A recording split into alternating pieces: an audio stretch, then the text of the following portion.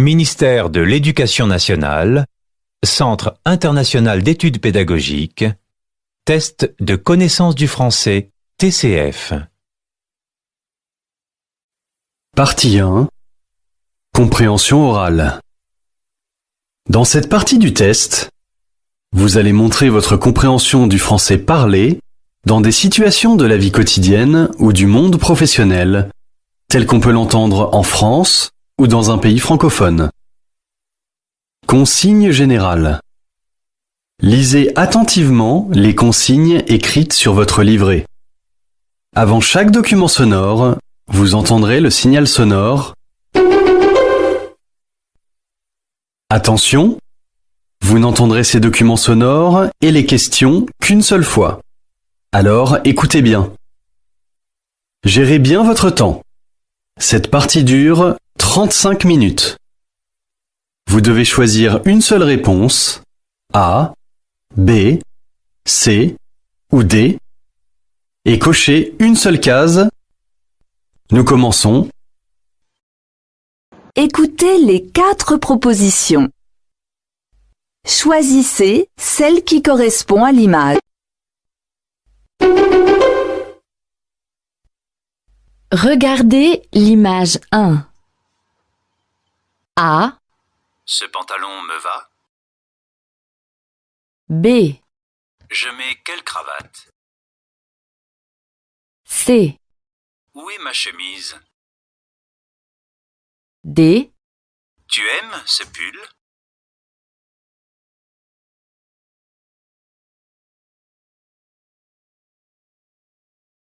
Écoutez l'extrait sonore et les 4 propositions. Choisissez la bonne réponse.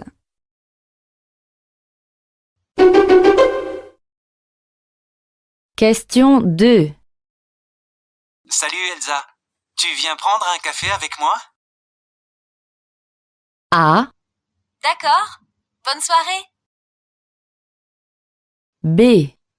Merci. Au revoir. C.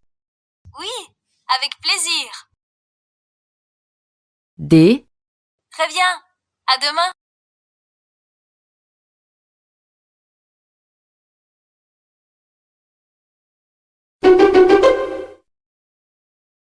Question 3. Bonjour, monsieur.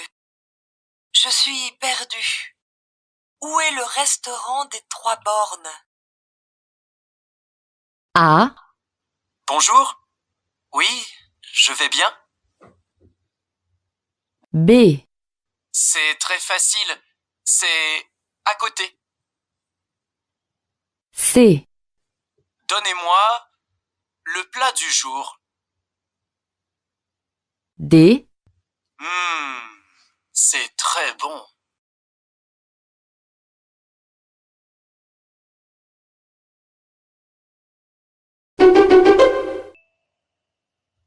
Question 4. Vous avez choisi? Non. Qu'est-ce que vous me conseillez? A. C'est au fond, à droite. B. Le poisson est très bon. C. Nous allons fermer. D. Vous pouvez réserver.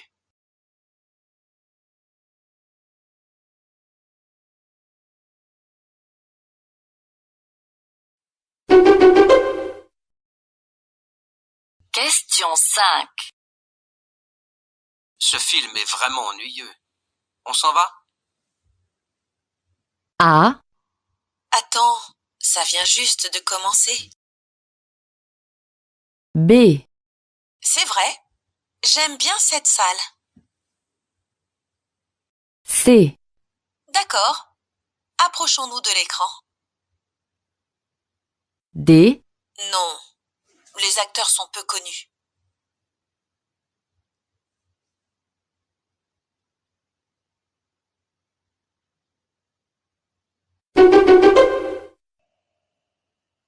Question 6. Allô? Allô, Simon? Ça te dirait d'aller au cinéma? Les places sont à 4 € tout le week-end. A, Oui. Est-ce que ça coûte cher? B, Oui. On part mercredi? C, Oui. Tu as vu son dernier film? D, Oui. Qu'est-ce qu'on va voir?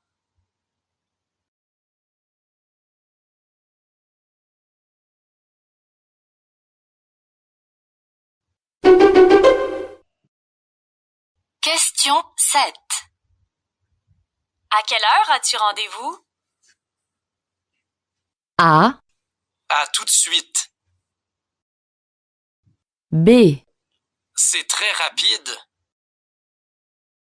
C, Dans une demi-heure. D, Il est déjà tard.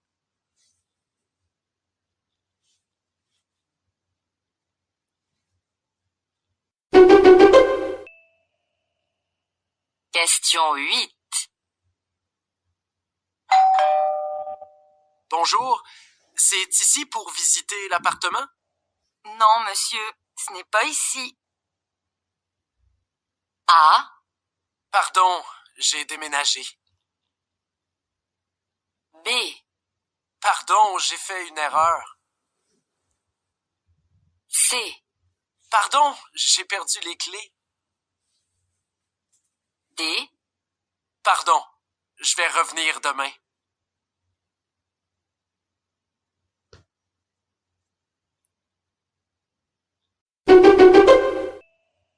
Bonjour, j'appelle pour l'annonce que j'ai lue sur le site jevendtout.com. Elle est toujours d'actualité? Oui, bien sûr. Je voulais vérifier. La taille, c'est bien 38. Non, c'est du 42. Mais pourtant, sur l'annonce, vous proposez une robe de taille 38. Vous avez bien mis en vente une robe de mariée? Non, une paire de chaussures. Désolé, monsieur, j'ai dû me tromper. Au revoir. Question 9. Quel est le problème?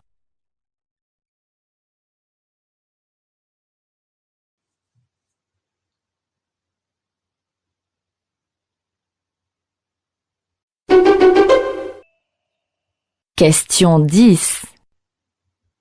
Chérie, demain soir je vais chez le médecin à 18h30. Tu peux passer au collège et chercher Salma? A, Oui, c'est juste. B, Oui, elle va sortir. C, Oui, j'y serai. D, Oui, tu as raison.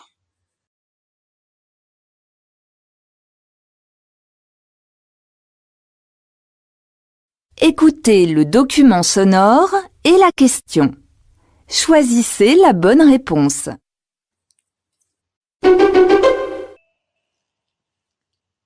Tu voudrais aller à l'exposition Matisse au musée d'Orsay demain soir? Quelle bonne idée! Mais après le travail, je voulais aller en ville pour faire des courses. Tu ne peux pas les faire jeudi? Mais si!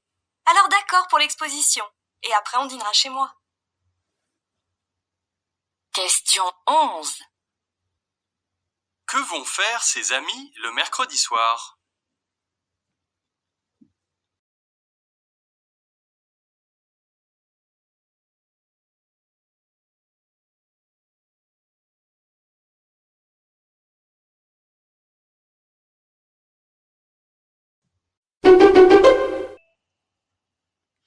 Sophie, je ne trouve pas le dossier Sanovi. Je l'ai posé sur votre bureau? Où sur mon bureau? Près de l'écran de votre ordinateur, sur la pile de papier. Ah, zut. J'ai jeté tous les papiers qui traînaient. Attendez, je vais regarder. Tenez, il n'est pas perdu. La femme de ménage n'est pas encore passée. Question 12. Où Sophie trouve-t-elle le dossier Sanovi?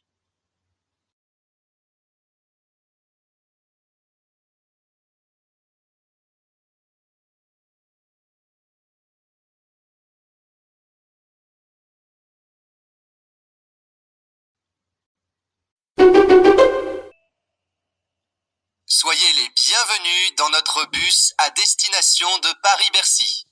Nous ferons une pause à midi pour vous permettre de vous restaurer. Je vous rappelle que vous pouvez connecter vos appareils sur notre réseau tout au long du trajet. Un agent passera parmi vous pour vérifier vos billets et votre numéro de siège. Je vous invite à l'informer si vous voulez en changer et à lui poser vos questions. Merci d'avoir choisi notre compagnie et bon voyage. Question 13. Quelle est la particularité de ce bus?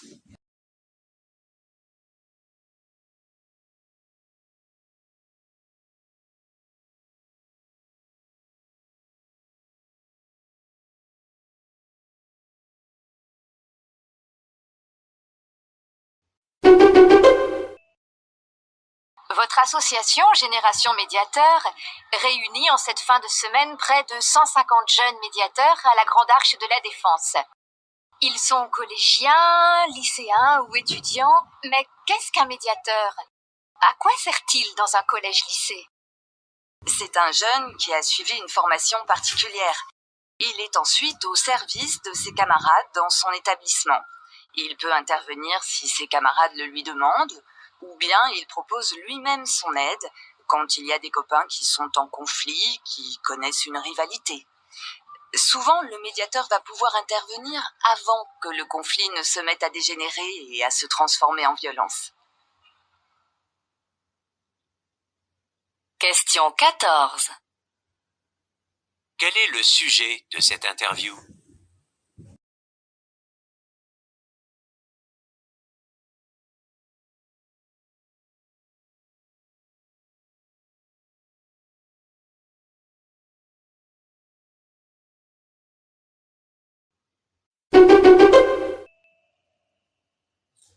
Audrey, nous allons grimper samedi prochain sur le site du Ver. Vous venez? Ah non, je n'ai jamais fait d'escalade et j'ai peur du vide. Rassurez-vous, tout est sécurisé. Il n'y a vraiment aucun risque. En plus, je serai là pour vous guider. D'accord, mais si j'ai peur, vous me ferez descendre. Entendu. Question 15. Pourquoi Audrey accepte-t-elle de faire de l'escalade?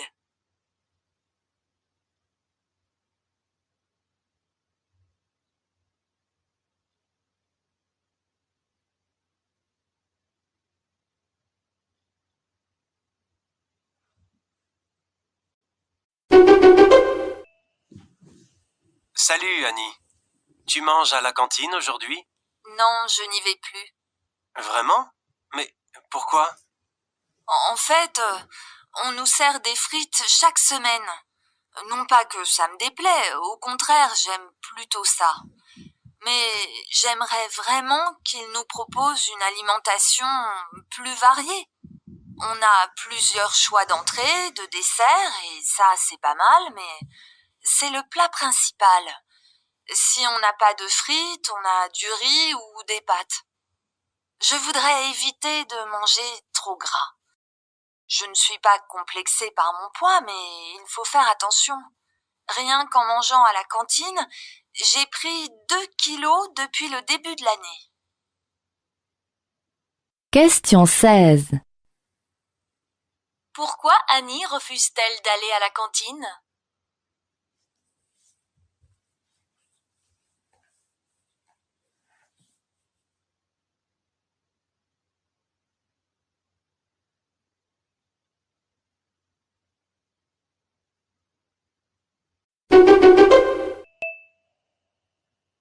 On a beaucoup parlé des inégalités salariales entre les femmes et les hommes. Un élément d'explication à ces différences, Philippe, les femmes négocieraient moins leur salaire? Alors oui, ça n'est qu'un élément, mais il mérite d'être pris en compte dès le début à l'embauche, ou bien au cours de leur carrière. Les femmes sont en effet moins portées sur la négociation, la défense de leurs intérêts, à en croire le cabinet KPMG et l'école de commerce nantaise Audencia.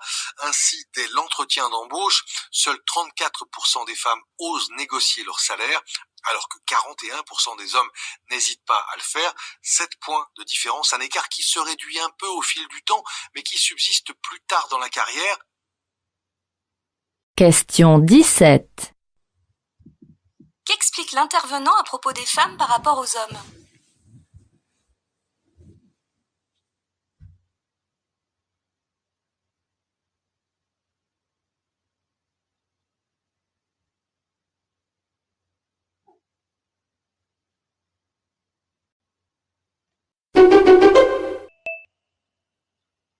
Bonjour, j'aimerais découvrir la ville de Lille. Vous pouvez participer à nos promenades guidées avec des thèmes comme nature, architecture. Oui, très bonne idée. La promenade gastronomie demain matin, c'est possible? Oui, rendez-vous à 10h devant la mairie. Parfait, c'est près de mon hôtel. À demain. Question 18. Qu'est-ce qu'on apprend sur cette femme?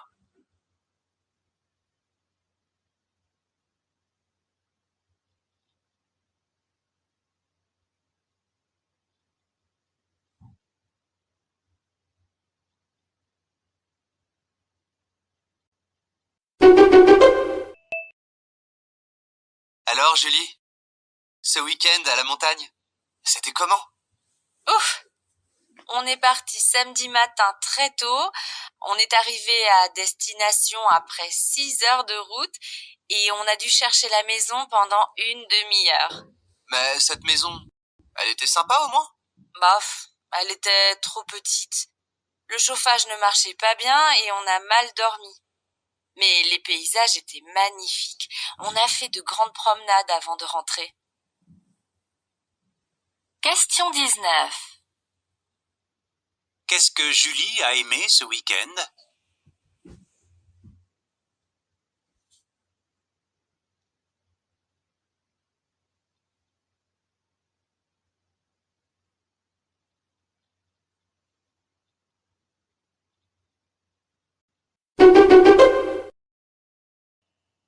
Le Grand Angle nous emmène ce matin à bord d'un bus transformé en salon de beauté. Il sillonne actuellement les communes rurales et les quartiers défavorisés de l'Île-de-France et de l'Oise. Il offre des soins gratuits aux femmes isolées ou en situation de précarité.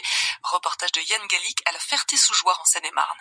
Femme de ménage et mère de 5 enfants, Brigitte n'est pas une habituée des salons de beauté, faute de temps et de moyens. Mais aujourd'hui, elle va pouvoir prendre soin d'elle pendant 1 heure, confortablement installée devant un grand miroir entouré de lumière tamisée. On a appris à se masser au niveau du visage, à le nettoyer, à faire un gommage, juste à prendre soin de notre peau. À vrai dire, c'est la première fois que je m'occupe de moi parce qu'entre le ménage et les enfants, on n'a pas trop le temps. Question 20. De quoi traite le reportage de Yann Gallic?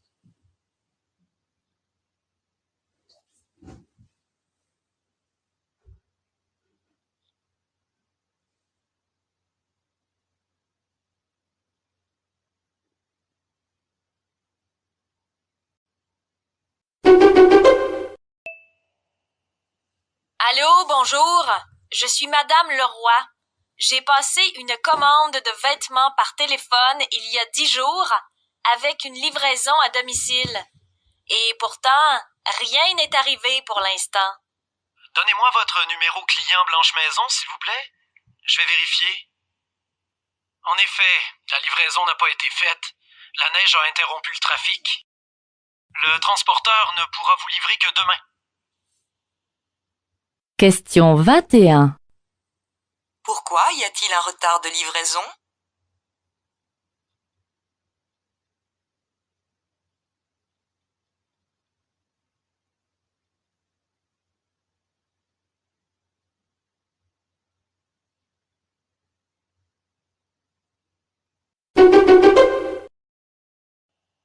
Sylvie, qu'est-ce qui vous plaît plus particulièrement dans votre travail? En tant que responsable multimédia, je suis également conceptrice de formation en ligne, formatrice de formateurs et enseignante de français langue étrangère. C'est ce dernier point qui m'attire. Un de mes centres d'intérêt en français langue étrangère concerne le développement d'une politique linguistique en faveur du français comme langue de communication. Et pas seulement comme symbole d'une certaine culture et du pays des droits de l'homme ou comme langue de l'amour. Et j'essaie de montrer que l'apprentissage des langues est une passerelle entre les peuples et les cultures. Question 22. Quel objectif Sylvie poursuit-elle en enseignant le français langue étrangère?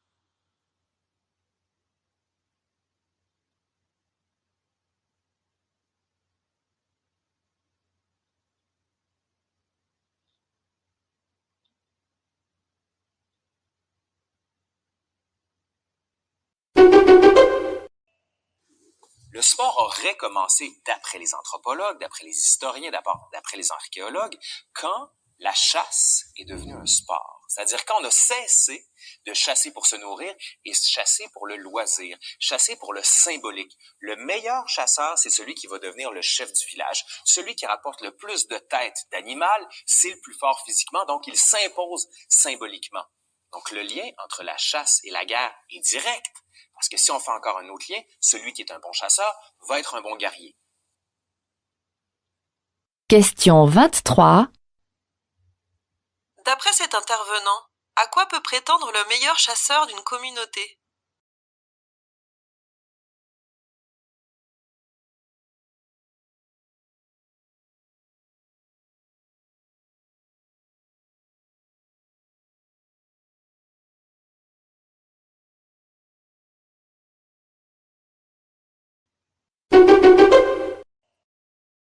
Pourquoi accumulons-nous des objets? Avant tout, l'objet en fait nous signale. L'objet, c'est un peu nous. Je suis ce que j'ai, je suis ce que je porte, je suis ce que je possède. Et en fait, l'objet, via le regard d'autrui sur notre objet, nous permet de nous construire une identité, qui on est, notre intérêt. Tout ça passe effectivement par la médiation des objets, que ce soit les vêtements, que ce soit une voiture, que ce soit un lieu de résidence, des chaussures ou je ne sais quoi. Donc l'objet est très important. Question 24.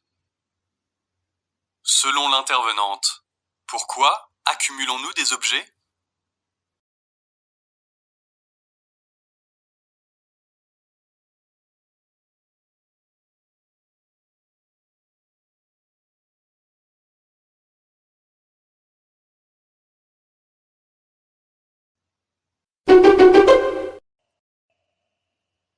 D'un côté, certaines personnes âgées ont de la place chez elles et besoin d'aide dans leur quotidien.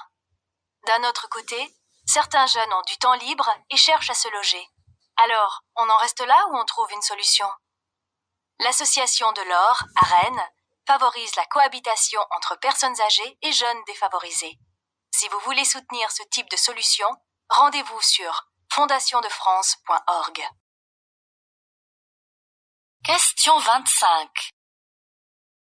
Que propose l'association présentée?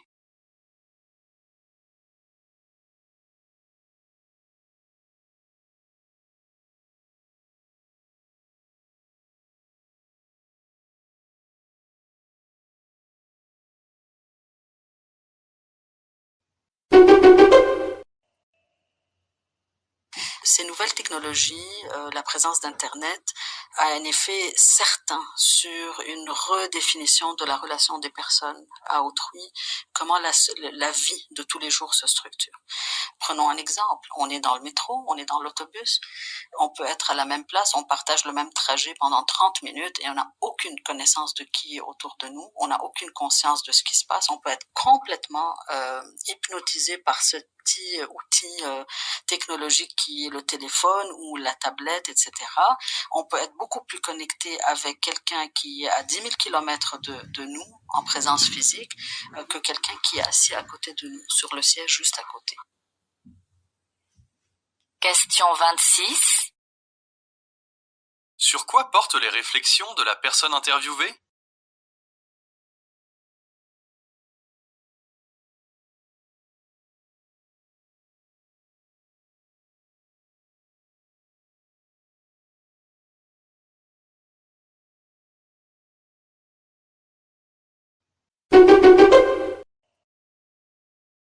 Ces sites internet ont tout changé et pour tout le monde. Oui, grâce à eux, fini les longues minutes d'attente au bout du fil sur un air de musique classique, fini aussi les secrétariats médicaux injoignables. Désormais, il est possible de prendre rendez-vous en un clic à n'importe quelle heure du jour et de la nuit, chez son dentiste, son ostéopathe et même à l'hôpital. La révolution est en marche et tout le monde semble y gagner. Question 27. Que permettent les sites internet dont parle le document?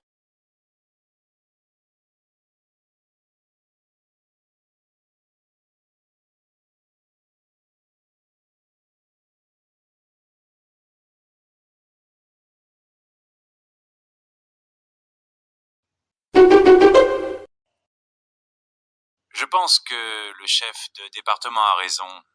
Il faudrait modifier la façon dont nous fonctionnons et redéfinir clairement les missions de chacun. Oui, je suis d'accord. D'autant que nous avons eu des incompréhensions entre nous ces derniers temps.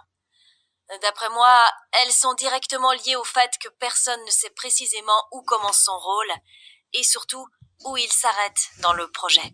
Tout à fait d'accord. Moi-même, je suis un peu perdu. Si tout le monde essaie de tout faire, on ne sera jamais d'accord au sein de ce service.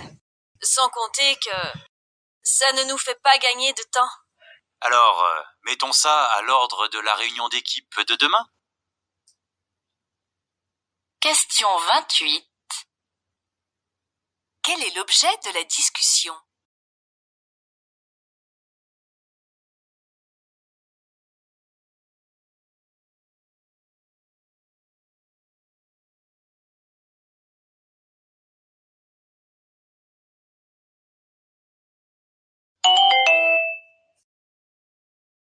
Apprendre à gérer son argent n'est pas une priorité éducative alors que l'argent nous accompagne toute notre vie.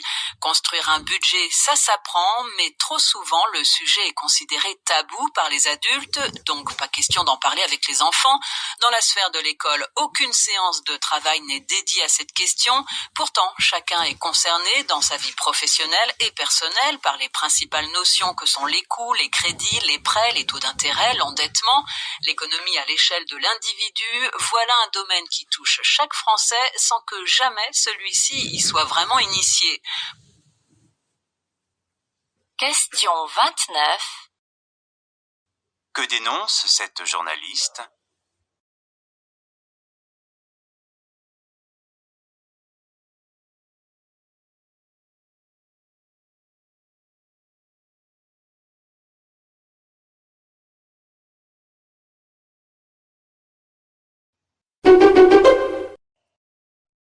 Nous vivons dans un monde qui est un monde de l'impatience, de la rapidité, et les apprentissages veulent tous de la lenteur. Et l'école du numérique, vous n'y croyez pas, de il la me patience. semble, pourquoi?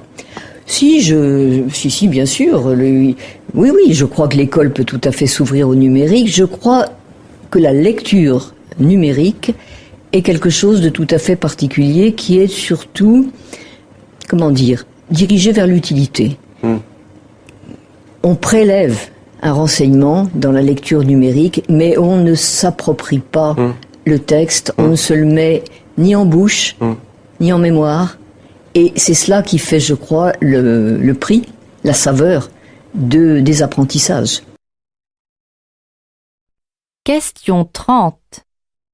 Quel est le risque de l'école du numérique selon cette spécialiste?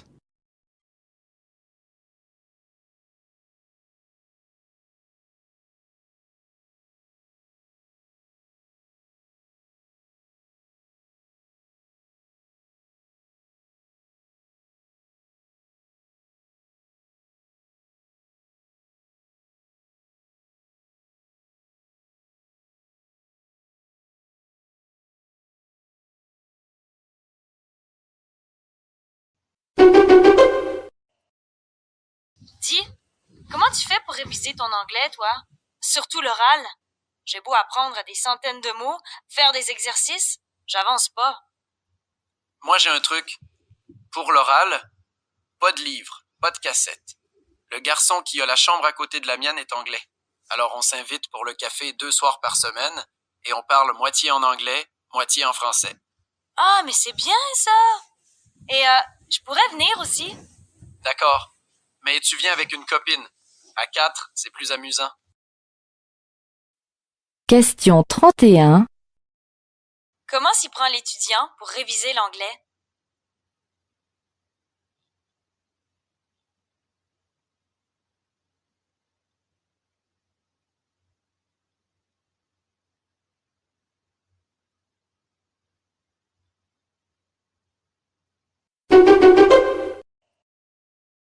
À l'heure du numérique, la production et la diffusion du cinéma africain se portent-elles mieux aujourd'hui? Le numérique n'a jamais permis au cinéma de bien se porter. Le numérique est un outil qui permet de tourner plus vite, avec des équipes plus réduites, donc les coûts du personnel moins importants. Ça permet de produire donc plus, ça permet de produire plus vite, pas forcément plus. En revanche, ce qu'on a remarqué grâce au numérique, c'est l'explosion d'un genre, c'est la série. Question 32. D'après la personne interviewée, que constate-t-on dans l'industrie du cinéma à l'heure du numérique?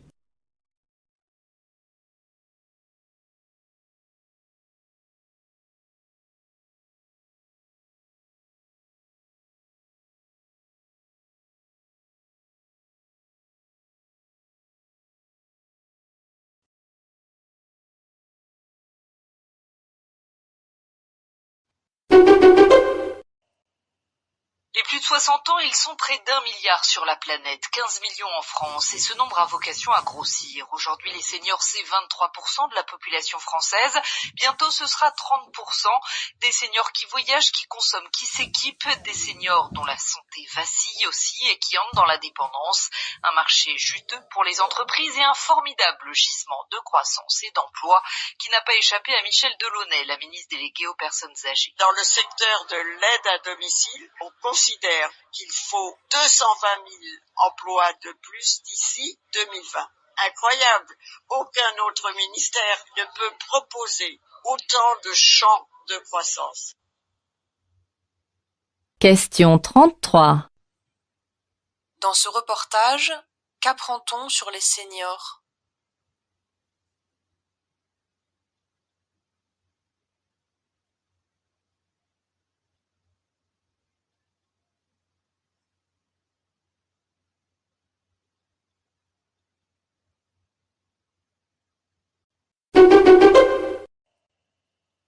Selon ce comité d'experts, c'est une stratégie qui ne fait que davantage mettre en opposition les pays en voie de développement et les pays développés. Ils estiment que la consommation de poissons d'élevage dans les pays riches ne fait qu'aggraver la situation dans les autres pays, puisqu'il faut avoir recours aux réserves de poissons des pays en développement pour produire les ressources qu'on consacre à l'élevage industriel. L'aquaculture, qui nous donne donc des saumons et autres choses, est une grande consommatrice de farine de poisson. Or, la farine de poisson est obtenue en broyant des poissons tout à fait consommables, des harengs, des maquereaux, des anchois et ainsi de suite. On détruit du poisson consommable, du poisson bon marché, pour en faire du poisson cher, qui est vendu dans les pays occidentaux. Question 34. Selon l'intervenant, pourquoi l'aquaculture pose-t-elle problème?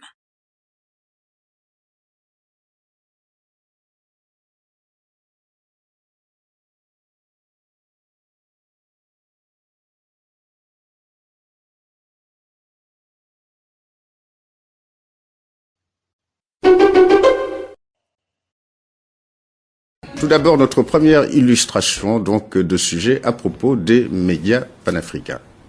Des médias responsables et indépendants sont évidemment un prérequis de ce juste État. Ils sont le garant d'élections libres, d'un système politique, économique et administratif responsable, d'une démocratie vivante, d'une société de progrès. En un mot, ils permettent de faire progresser le développement.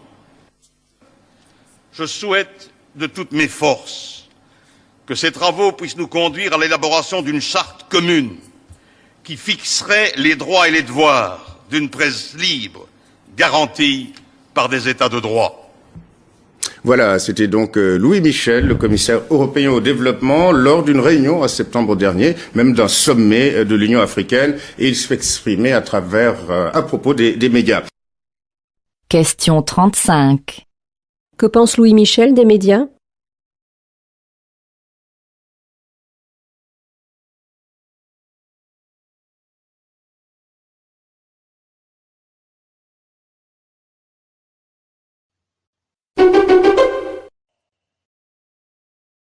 recruter grâce aux réseaux sociaux. Ce n'est plus une tendance émergente, mais bien un mouvement de fond selon l'INSEE.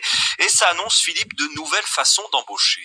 Oui, en 4 ans, la part des entreprises qui utilisent les médias sociaux a plus que doublé. Les entreprises sont donc de plus en plus présentes sur la toile et celles qui sont, eh bien, s'en servent de plus en plus pour recruter. C'est le cas de 44% d'entre elles. Question 36. Dans quel but les entreprises utilisent-elles les nouveaux médias ?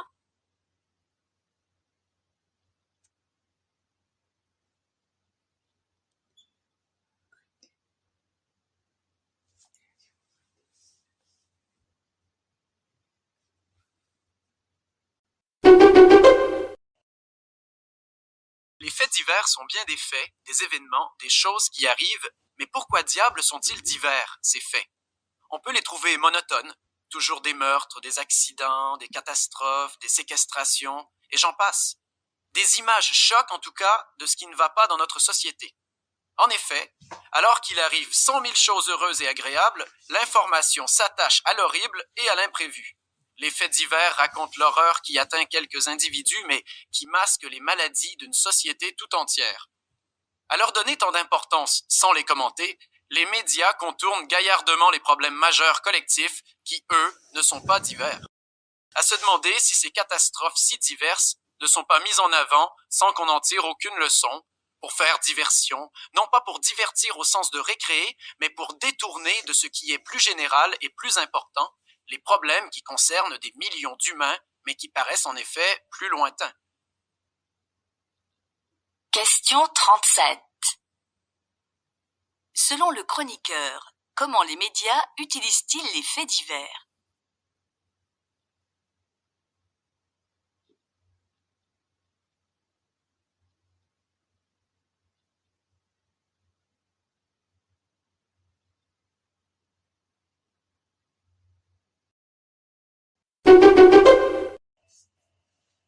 On voit vraiment que les pratiques culturelles sont clivées et que malheureusement aujourd'hui, même au niveau de la jeunesse qui pourrait être fédérée par le phénomène générationnel, les pratiques culturelles sont très séparées et je regrette qu'il n'y ait pas plus de lieux qui permettent aux jeunes de se retrouver sur des terrains festifs. Ça, c'est vrai que ce sont des moments de se retrouver, de vivre ensemble et sans être dans une posture justement d'affrontement. Et ça manque. Effectivement, il y a les salles de cinéma, même dans les salles de cinéma, même dans les multiplexes, on voit que selon les films, les publics ne sont pas les mêmes et que effectivement, cela permet à des gens de se retrouver, mais ce sont des gens souvent qui ont des pratiques séparées. Question 38. Quel jugement cette personne porte-t-elle sur les lieux culturels ?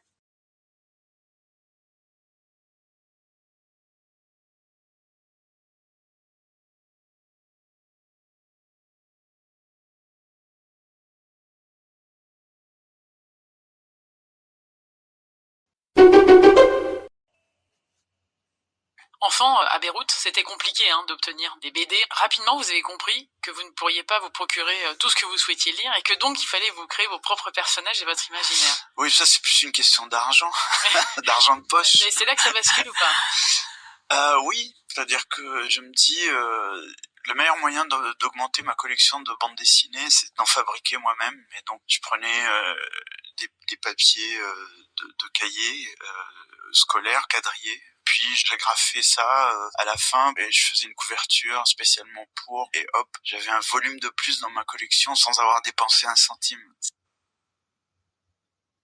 Question 39. Que faisait cet homme quand il était enfant ?